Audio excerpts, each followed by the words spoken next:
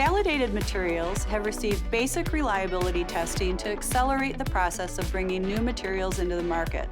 They've been tested and tuned for reliable operation on select Stratasys FDM printers. Hi, I'm Kim Daly, a product manager for Stratasys.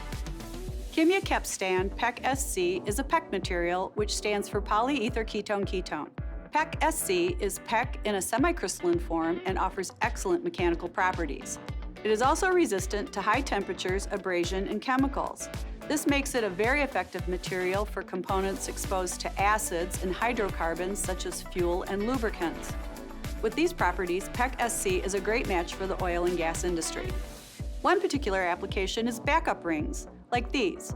Backup rings avoid the problem of elastomer seals extruding under high pressure.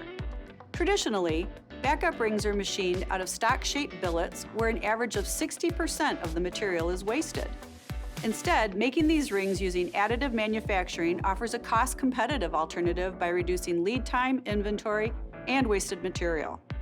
PEKK-SC is compatible with Stratasys Support 8000B breakaway support material. For more information, please contact your Stratasys reseller or visit stratasys.com. Thanks for watching.